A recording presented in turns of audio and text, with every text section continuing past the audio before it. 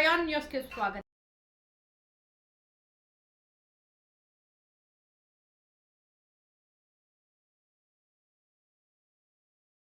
కూటమి మేనిఫెస్టోలో పెట్టినటువంటి తల్లికి వందనం కార్యక్రమం ఈరోజు రాష్ట్ర స్థాయిలోనే అద్భుతంగా ప్రజలందరికీ కూడా మంచి చేసే విధంగా ప్రతి తల్లికి చదువుకునే విద్యార్థిని ప్రతి తల్లి పేరున కూడా 13,000 రూపాయలు అకౌంట్లో వేయడం జరిగింది. ఇది ఒక చరిత్ర, ఒక అద్భుతం.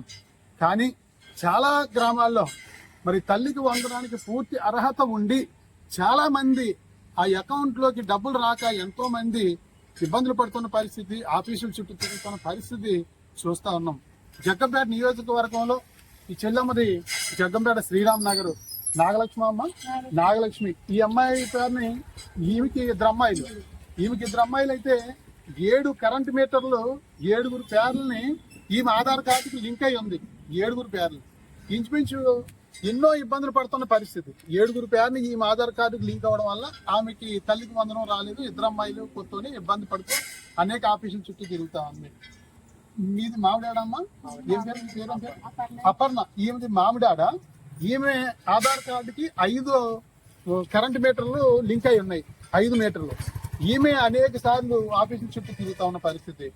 ఈమె కృపారాణి బూరుగుపూడి.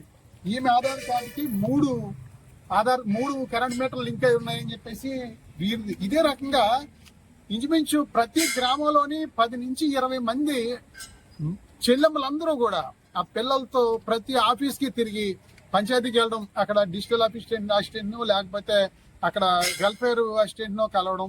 వాళ్ళు మీ పేరుని ఇన్ని మీటర్లు లింక్ అయి ఉన్నాయనంటే మళ్ళీ ఎలక్ట్రికల్ డిపార్ట్మెంట్కి వెళ్ళడం, అక్కడి నుంచి ఎంఆర్ఓ ఆఫీస్కి వెళ్ళడం. అదే రకంగా ఎన్నో ఇబ్బందులు పడుతున్న పరిస్థితి. కొంచెం మందికి భూమి ఆధార్ కార్డుకి వేరే ఒక్కరి భూమి లింక్ అయిపోయిందని చెప్పేసి చాలా బూరుపూడిలో పెద్ది నాగేశ్వరరావు అని ఒక అబ్బాయి, అతను గండేపల్లి ఎంఆర్ఓ ఆఫీస్కి కిర్లంపూడి ఎంఆర్ఓ ఆఫీస్కి తిరగడమే రోజుని.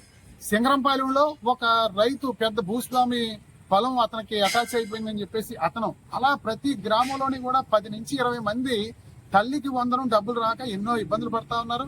మరి వీళ్ళకి వస్తాయా రావా అని ఎంతో మంది ఆందోళన పడతా ఉన్న పరిస్థితి. తల్లికి వందనం డబ్బులు రాని అక్క చెల్లెములు ఎంతో మంది వేదనకు గురవుతా ఉన్నారు, ఆందోళన పడతా ఉన్నారు. మేము ఏం తప్పు చేసాం, మేము ఏం పాపం చేసామని చెప్పేసి వారందరూ కూడా ఇబ్బంది పడతా ఉన్నారు. దయచేసి నారా లోకేష్ గారు దీని మీద స్పందించి తప్పకుండా అర్హత ఉన్న ప్రతి ఒక్కరికి కూడా ఆఫీసుల చుట్టూ తిరగకుండా వారి గ్రామంలోనే ఆ ఎలక్ట్రికల్ డిపార్ట్మెంట్ అయితే సంబంధించిన లైన్మెన్ ఏఈతో, అదే రకంగా రెవెన్యూ అయితే విఆర్ఓతో, అంటే ఆఫీసులకి పదే కూలి పని మానుకుని తిరగడం అనేది చాలా ఇబ్బందికరంగా ఉంది. ఈ రకంగా వీళ్ళు ఎక్కువ సార్లు తిరిగి రావేమో అన్న ఆందోళన పడుతున్న పరిస్థితి.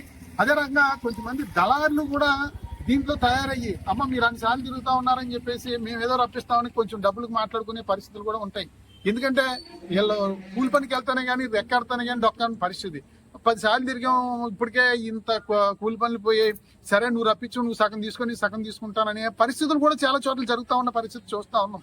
కాబట్టి దయచేసి మా గౌరవ శాసనసభ్యులు శ్రీ జ్యోతుల్ నెహ్రూ గారికి బాధితులందరి తరఫున వేడుకుంటా ఉన్నాం.